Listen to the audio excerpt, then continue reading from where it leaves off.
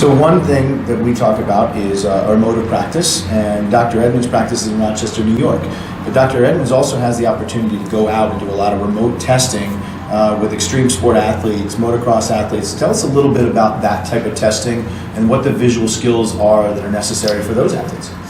I tell you, the kind of the difference in many extreme sports versus some of the other team sports and other dynamic sports that we typically work with and traditionally work with is in extreme sports, if you misjudge the depth or trajectory, it hurts a lot. Okay, and it can break you up, and it can even be fatal. Okay, so we all see these, crazy, the like Red Bull Rampage, for example. I just watched this the other day. This is incredible. If I was only young again, Keith. These guys are just doing some crazy stuff, and they're judging while in significant motion. Okay, it's such a dynamic challenge, and they have to judge, milliseconds. Is that 40 feet or is it 41 feet? And if it's 41 feet and they think it's 40 feet, they're going to auger in, and it's going to bust them up pretty good. So the consequences of not having really good visual skills, top judgment, etc., can be traumatic.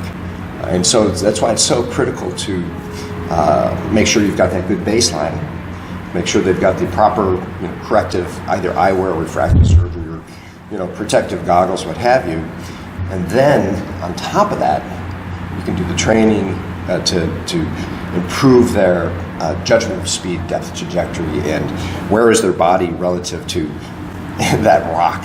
Okay, so it's why extreme sports are very attractive to me. Tell me a little bit about this mobile clinic that you have that allows you to take out a clinic to do testing on the road. Actually, take it to these events, to universities, or take it out into the field and actually capture the visual performance profiles of these athletes.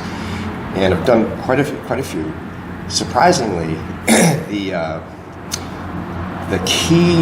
top level performers in this study that I'd done a couple of years ago were BMX riders. Okay, freestyle BMX. These guys were off the charts. So it was really, really interesting. So what I'm hearing is that working with extreme athletes, it's not overstating to say we're actually talking about life and death. It's one thing to talk about hitting 300 or getting an extra 2 goals during a season, but this is truly potentially a life and death situation for these athletes, which is a lot of times the discussion we have with our law enforcement, our military professionals, and how critical visual skills are for them in decision making in truly life and death situations. Yeah, I couldn't agree more. And I mean, it does. When you say it like that, though, it sounds really dramatic. When you talk to these athletes, they don't really look at it that way. So the head is so different from the baseball players that we work with, or maybe hockey, or football, or soccer, etc., volleyball. They're playing for different things, and the head of the extreme athlete is in a little bit different place, and they recognize that each time they go out, that they could have a catastrophic fail. And a catastrophic fail might not be a broken femur, which is pretty catastrophic.